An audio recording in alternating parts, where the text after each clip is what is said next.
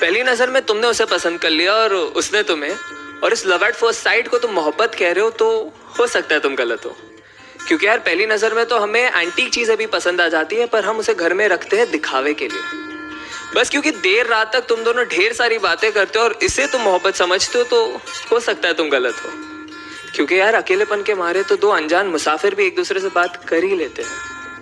अरे अगर किसी लड़की को देख के वो तुम्हारा हाथ पकड़ लेती है और किसी लड़के को देख के तुम उसका, और इस क्यूट जेलसी को तुम मोहब्बत कह रहे हो, तो हो सकता है तुम गलत हो।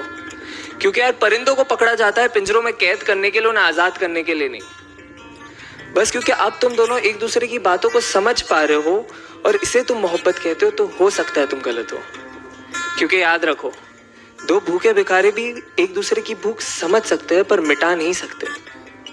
अरे अगर तुम एनिवर्सरी का सेलिब्रेशन हर महीने कर रहे हो और इसे तुम मोहब्बत कहते हो, तो हो सकता है तुम गलत हो। क्योंकि दास्तान इश्क को बयां करने के लिए साल का कोई नंबर नहीं चाहिए होता। अरे बस क्योंकि तुम उसके इंस्टा स्टोरीज का और वो तुम्हारे स्नैप स्टोरीज का हिस्सा बन चुकी है और इसे तुम मोहब्बत कह रहे हो, तो हो सकता है तुम गलत हो।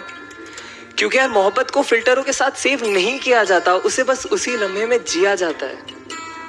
हाँ लेकिन अगर जिस्मों में उलझने से पहले तुम उसकी जुल्फों में उलझना चाहते हो, अगर वो बेखौफ अपना बचपना तुम्हारे सामने जाया कर देती है, अगर उसके कपड़ों के बेपर्दा होने से पहले तुम अपने सारे राज उसके सामने खोल दिए और उसने भी अपने सारे डर का जिक्र तुम्हारे सामने कर दिया है, अगर उसका हर आंसू तुम्हारे ही कमीज पे बहता हो और तुम्हारे मुस्कान की वजह उसकी नादानियां ही हो, तो शायद नहीं यार यही प्यार है। और अगर ये प्यार तुम्हें मिल गया है तो इसे पकड़ लो, जकड़ लो, गले लगा लो और जहां मौका मिले बस इसे कहते रहो कि तुम इससे कितना प्यार करते हो।